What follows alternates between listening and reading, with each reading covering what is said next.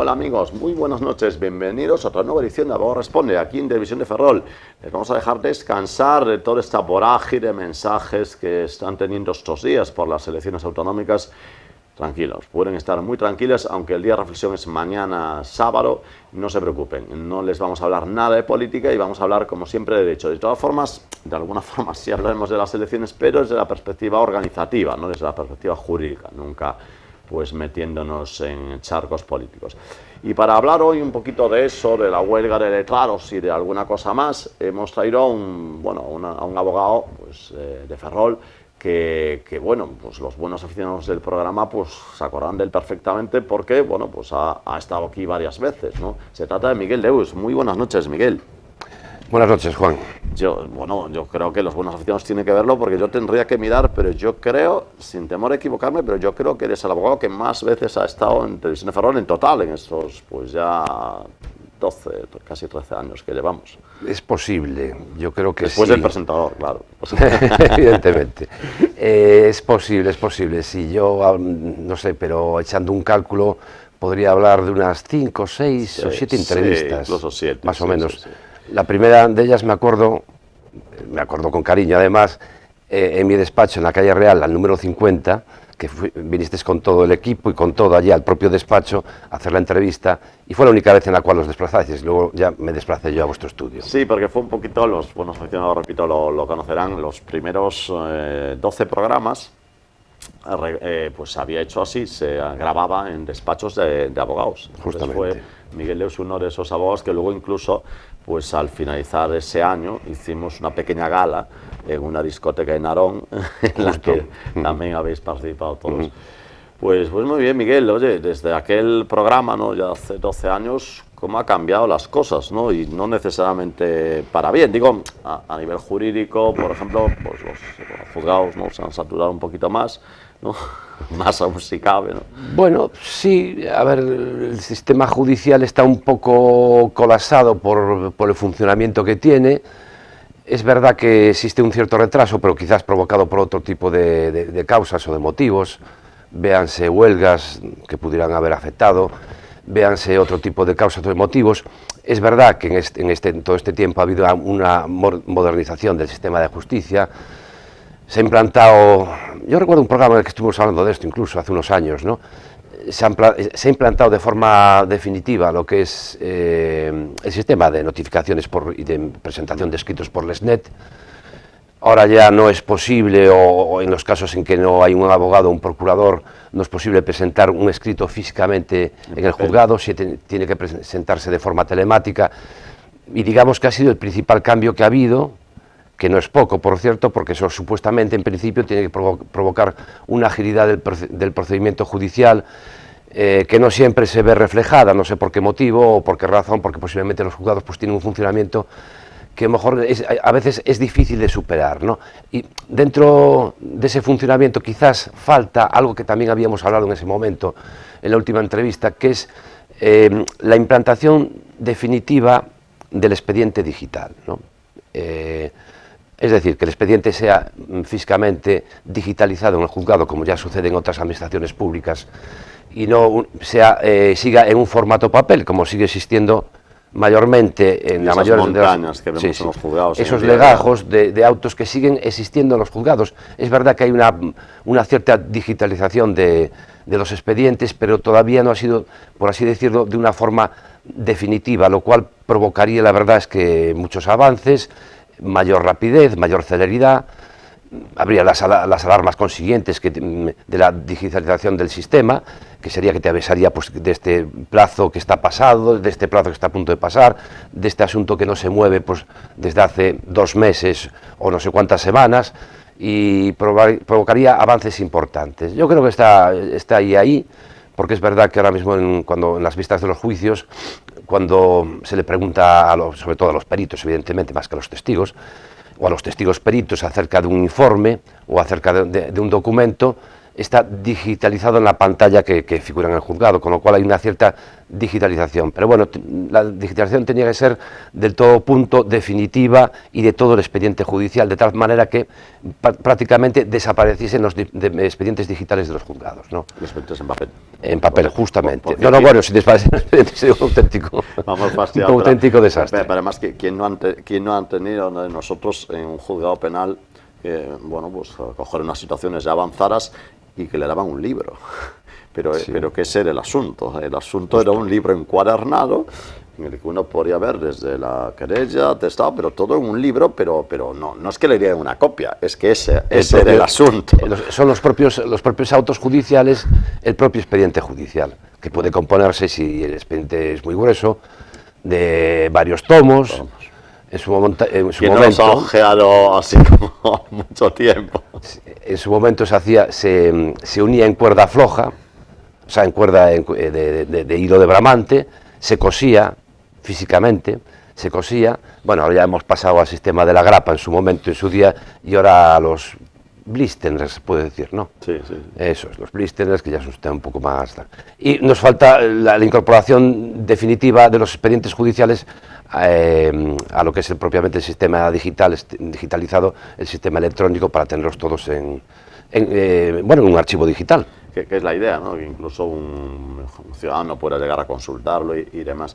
Pero aparte de esos cambios, efectivamente, que todos nos estamos beneficiando y que efectivamente, como dice Miguel, aún queda completar todo eso, pero también hemos visto como poquito a poco ciertos colectivos se han ido poniendo en huelga, ¿no? Han habido un amago de los jueces, ha habido una huelga real de los LAG, ¿no? Bueno, que antes se llamaban secretarios, en la época esa se llamaban secretarios del juzgado, ahora letrados de Administración de Justicia. Y bueno, después de diversas huelgas, por fin, ¿no? Ha tocado la del turno de oficio, ¿no? Porque digo por fin porque era un colectivo que no es que la semana pasada le haya pasado algo, es que lleva años, ¿no? Sufriendo unas condiciones muy precarias, ¿no, Miguel? Exacto, así es la cosa.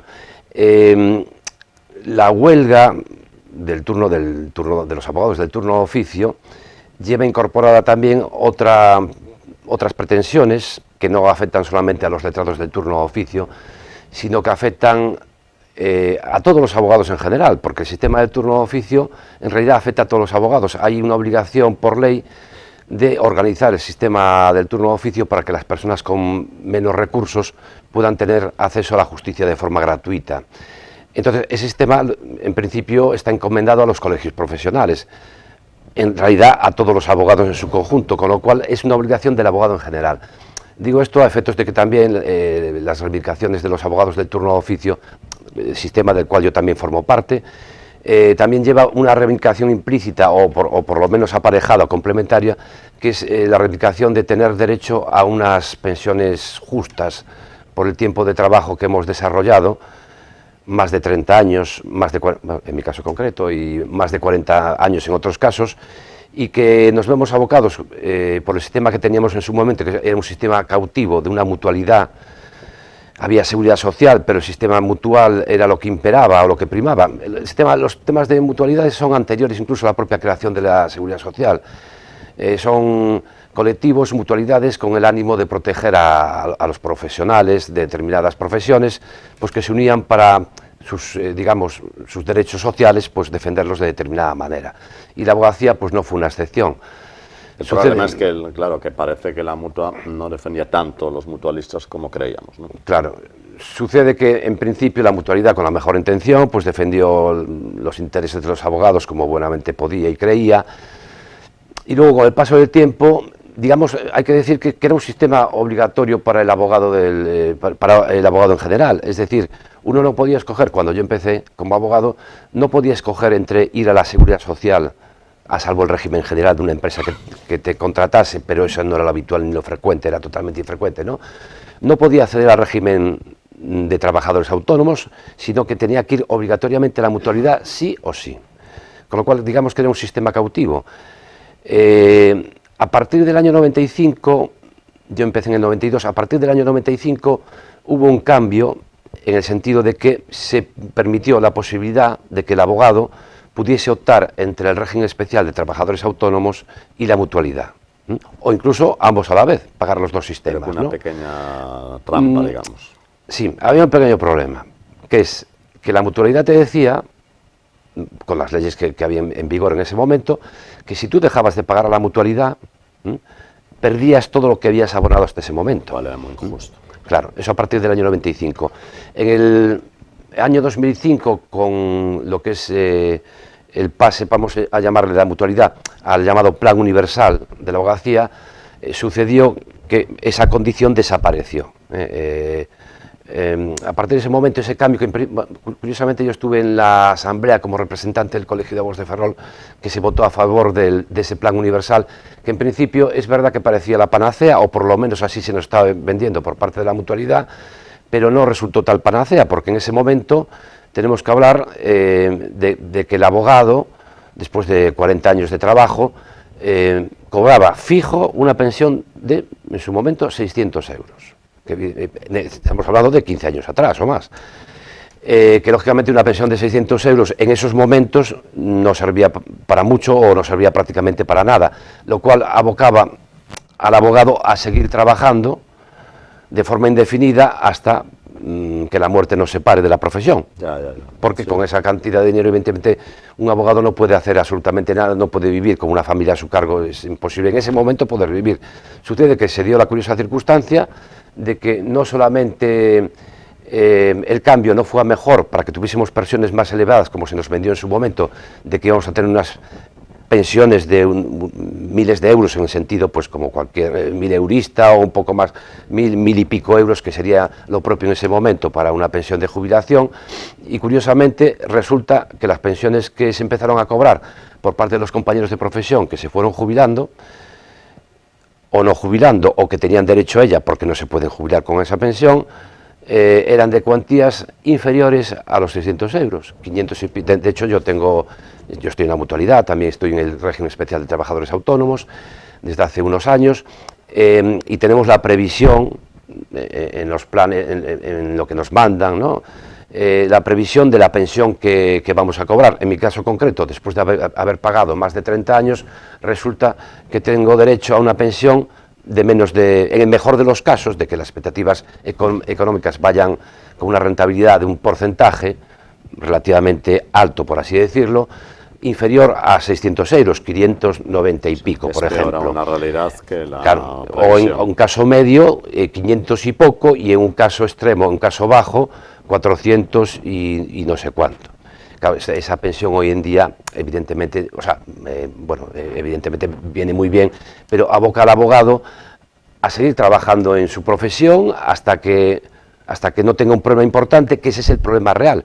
Porque, claro, es una profesión que, es verdad, lo intelectual prima sobre lo físico, evidentemente, en el tema de la abogacía, y mientras uno conserve bien la cabeza, pues puede ejercer directamente, y con esa cuantía de pensión que es compatible con el ejercicio de la actividad profesional, lógicamente va a poder hacer frente con su actividad profesional, en fin, a los gastos habituales, a los gastos de su familia, a lo que tenga. El problema, claro, puede suceder pensando en todo esto, porque todos pensamos en nuestro futuro, lógicamente, de forma halagüeña, ¿no?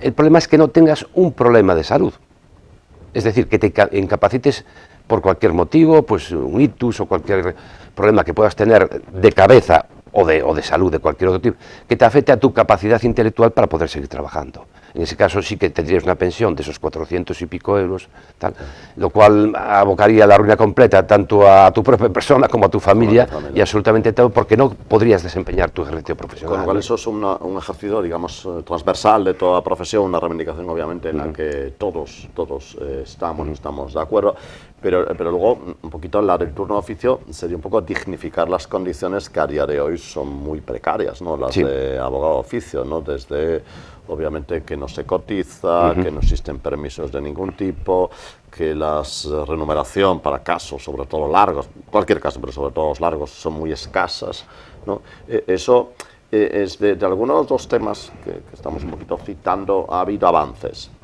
Bien, yo me he centrado un poquito en el tema de la mutualidad, quizás por una razón egoísta y por razones de edad, porque es el futuro, hombre, no inmediato, espero que sea un futuro lejano en el tiempo, pero bueno, es lo que realmente más me preocupa en este momento. Pero bueno, es verdad que el tema de... Porque quizás el momento puntual para hacer esa reivindicación, y porque lo que se pide aquí es una pasarela al RETA, ¿no? En cuanto al tema, ahora entro en el tema del turno de oficio. Una pasarela al RETA, es decir, que las personas que hayan cotizado durante el tiempo que hayan cotizado, como fue un sistema cautivo en su momento, y nos vimos abocados a estar en ese sistema, que lógicamente esas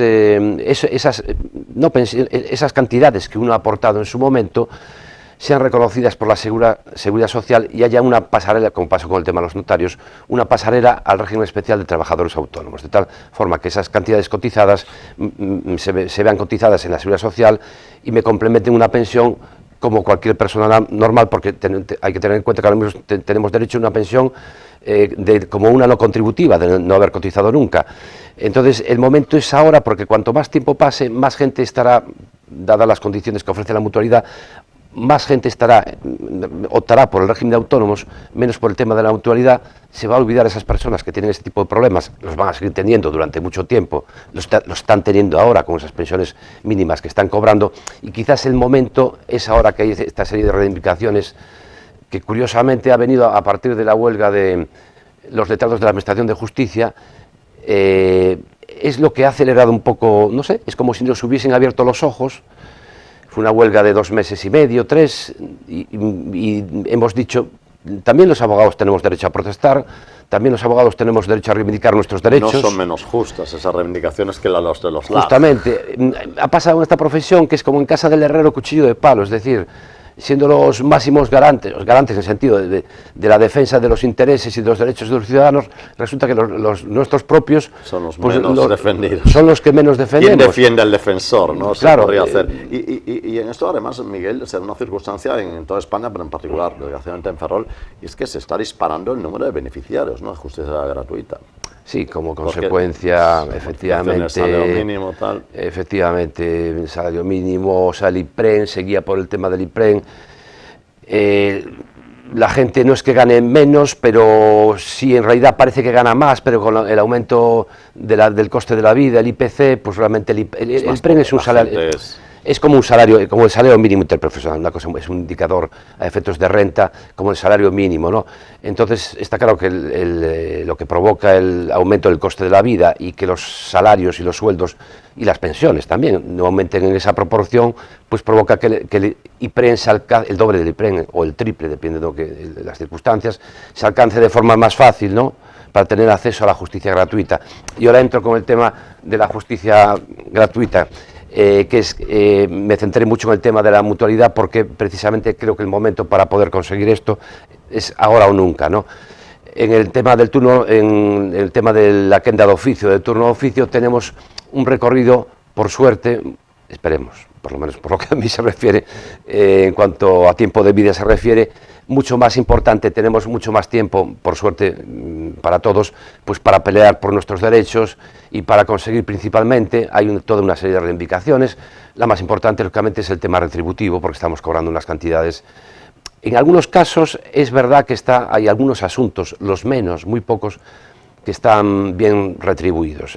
Hablo de temas puntuales, lo que son las alcoholemias, por una intervención con una conformidad, digamos que está bien retribuida, pero se puede retribuir mucho mejor, tal. Sería el único caso, o sea, conducciones sin licencia o permiso, hablamos de temas penales, pero el resto de los asuntos están muy mal retribuidos, muy poco retribuidos. Tendría que haber un aumento de las retribuciones, digamos que incluso dado el retraso que existen, haber aumentado esas retribuciones del turno, no conforme al IPC, que es bastante alto ahora mismo, sino incluso un poco más o bastante más, porque estamos hablando pues de una retribución de asuntos, no es por poner cifras, no, pero bueno, con respecto a un abogado particular que puede pactar unos honorarios normales o medianos, la retribución del turno de oficio, digamos que hombre, no es ínfima, pero es muy pequeña. No, desde luego muy alejada al precio de mercado. Sí, sí, la décima parte, la quinta parte, o mejor la 20ª parte, o sea, en fin, sería, ya digo, hay que retribuir mucho mejor, y todo eso se puede conseguir con las reclamaciones, las administraciones públicas, en este caso, en el caso de Galicia, corresponde a la Xunta de Galicia, lo que es la retribución de todo este tipo de asuntos, por intermedio de los colegios de abogados, no es un empleador directo, ese quizás es uno de los problemas que tenemos, que al ser, no ser empleador directo, tampoco lo es el colegio profesional correspondiente, sino que simplemente es el pagador. Al no tener un empleador directo, la reivindicación de los derechos parece que no se le puede hacer directamente al empleador, pero sí hay que hacérsela porque realmente es el pagador, ¿no?